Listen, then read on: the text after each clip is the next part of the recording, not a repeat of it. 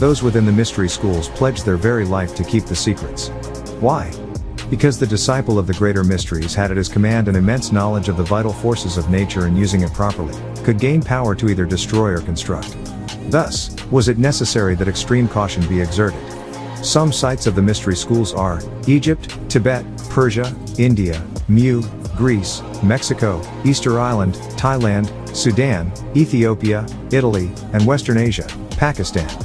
In each of these places the culture of the people reflected knowledge of spiritual beings or deities who possessed powers that far surpass the comprehension of mortals. Legends about these super beings passed down from generation to generation. Each of these cultures had legends. Easter Island is one of the most well-known of the sites where the elders have established their schools. This island is located in the South Pacific Ocean and got its name from a Dutch explorer who landed there on Easter Sunday and named it Easter Island.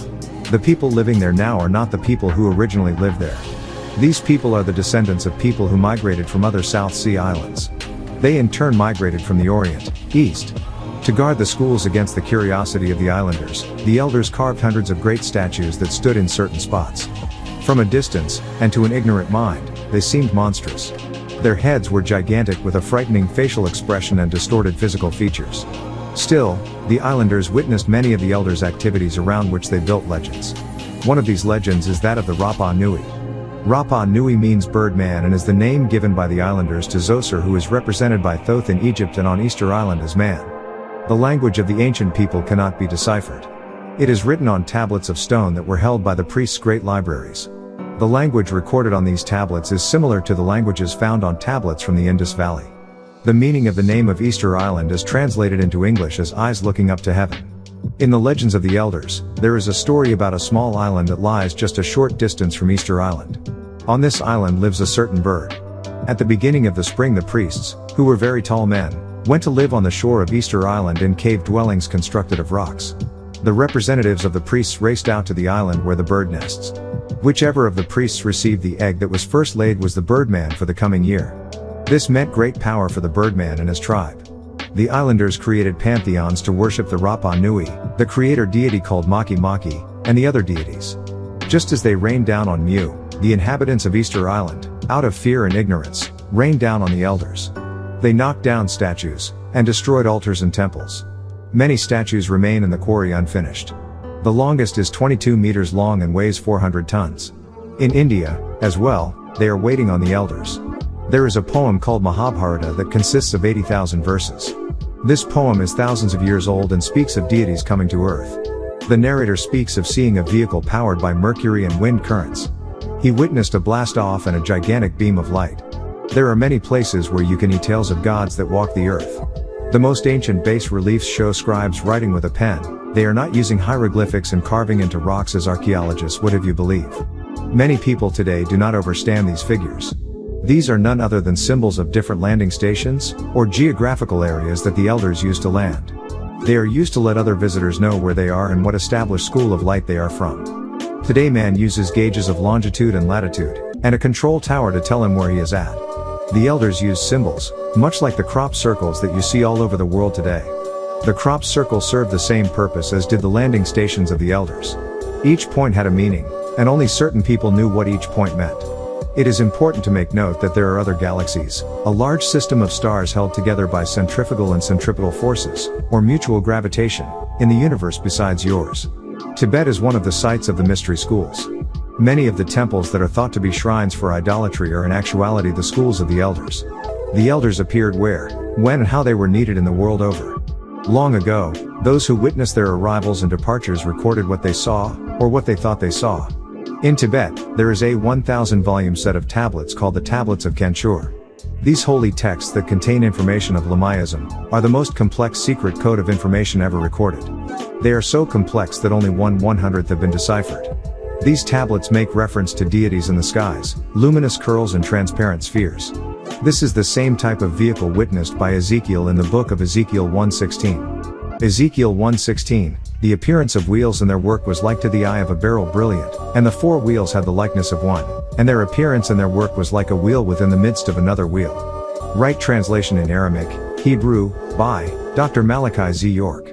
Yes, this was an aircraft that Ezekiel was talking about.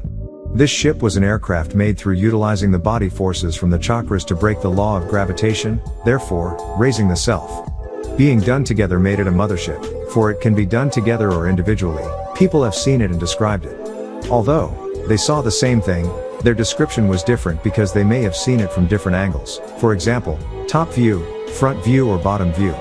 The following are some terms used to describe it. Yesterday, noise of great waters. Explanation, the sound of movement. Today, engine. Yesterday, whirlwind. Explanation, the energies in the body illuminating, radiating, and expanding in increased force. Today, aircraft, flying saucer. IFO. Yesterday, likeness and appearance of a throne and man. Explanation, the Lamb, Melchizedek. Today, bright lights. Yesterday, wheel in the middle of a wheel. Explanation, the circle of the 12 disciples of Melchizedek and the circle of the 24 elders. Today, lights moving above. Yesterday, firmament. Explanation, the amount of space taken up by the secret seat of council. Today, the distance from the hull of the ship to its outer edges. Yesterday, 4 living creatures. Explanation, the visions of prophecy of the 4 horsemen spoken of in the scroll of Revelation. Yesterday, wings. Explanation, unfolding of the rise and fall of the horsemen. Yesterday, a fire unfolding itself, and a brightness was about it, and out of the midst thereof is the color of amber. Explanation, the lights of energies illuminating, radiating, and expanding from the elders. Today, flames of fire and brightness. Horses are symbolically referred to as carrying the burdens of the future, which is a metaphor for the events of the future. Each of the 4 living creatures, beasts, are symbolic of the 4 major world empires that have prevailed upon the earth since the beginning to its eventual end. What Ezekiel saw were the Rizkian, elders, the secret seat of council, as described in Revelation 4:4, the secret seat of council, the mothership, the keeper of the source of all things to come. It is a high order of which Jesus is the prince, and Melchizedek is the ruler. The circle of the secret seat of council has schools of learning here on earth today that have existed from the beginning of time. Mu, Atlantis, Tibet, Persia, Easter Island, and Egypt. The knowledge we are presenting to you is contained in this order, the Sons of the Green Light, which is now called the Ancient Mystic Order of Melchizedek. Ammon. There are orders that try to imitate this order, such as the Masons, the Shriners, the Knights of Columbus, and other groups of order based upon secrets, grips and passwords. In fact, the Parliament of Great Britain is based upon the circle of the secret seat of council. The Round Table is nothing but an imitation of the circle of the elders. The Round Table is used quite often in the United Nations building conference room. The United Nations building is built like a book. This book is none other than the Holy Scriptures.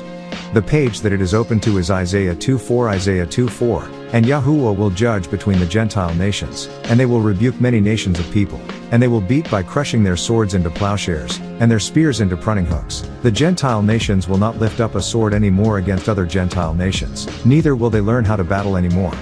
Right translation in Aramaic, Hebrew, by Dr. Malachi Z. York. The Rizkians have the ability to travel within many time frames and density levels, as well as in between in and out of your very dreams. Many other entities lack this capability. They depend on a beam craft for interstellar travel. The Rizkian crafts are called shams and are constructed in one piece that is fabricated within an energy matrix and solidified as an aware living crystal. It looks like a crown to your eyes.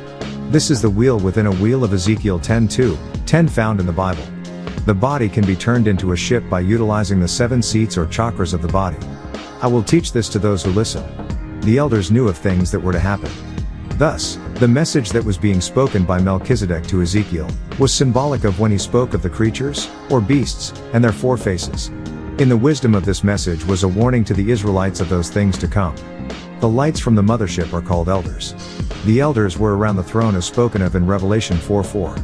Melchizedek makes his history equal to his home circumference because the 23 scientists, along with the prophet, the 24th, who is to reign during that period, make up the 24 points along with the circumference of the earth. Melchizedek is the center or midpoint that make up the 25th person that forms the wheels. The spirit being spoken of in the book of Ezekiel is Melchizedek, the wise man of the east. Melchizedek is the one who teaches each of the prophets and is the head of the 24 elders spoken of in Revelation as the time of each new day. This is the 23 hours, 56 minutes and 6.6 seconds per day. Therefore, the representation of the Earth's circumference is broken down into 24 periods of 1,000 years, which is represented by each of the 24 elders. The 4 beasts are, first creature, beast, lion, the white horse, the Babylonian empire head, Nimrod, son of Cush and Semiramis. First ruler Hammurabi, introduced the penal code. Second ruler Nebuchadnezzar. Second creature, beast, calf, the red horse, Greek Empire head, Alexander the Great, Macedonian by birth, but leading the Greek Empire to crush the Roman Empire. Third creature, beast, man, the black horse, the Roman Empire. Its rulers were called Caesars, after the first dictator, Julius Caesar. Fourth creature, beast, flying eagle, the pale horse, European Empire, America. Revelation 4:2-11. The four living creatures were the key to overstanding the devil, his strategies to dominate the world. In overstanding this was the key to unlocking the spell. The four living beasts are symbolic of the four world empires that have prevailed upon the earth from beginning to the end of time. They appeared before the throne of the Most High awaiting their divine assignment. Now faith is the substance of things hoped for, the evidence of things not seen. For by it the elders obtained a good report. Through faith we overstand that the worlds were framed by the word of the Most High, so that things that are seen were not made of things that do appear. The first beast was like lion. The first empire would conquer and hold control over a great part of the earth, having enormous power and a fearless nature as a lion. The second beast was like a calf. The calf is a cloven hoof, divided hoof, beast of burden because of existing tension and burdens within its framework. The great empire will become weak, consequently separating into two lesser kingdoms. The third beast had a face as a man. This empire would be strongly ruled by man. The intellect of this empire would be based on ruling unmodified and unaffected by spiritual law, mercy and justice. The fourth beast was like a flying eagle. The eagle is a large, strong, flesh-eating bird of prey, noted for its acute vision and powerful wings. The fourth beast would kill humans, flesh-eating, would have mass surveillance, acute vision, of its inhabitants and other kingdoms, and would have concentrated power and military might, powerful wings. The fourth empire would rise out of an old, relishing the belief in immortality and entertaining the complex of superiority, the godlike complex.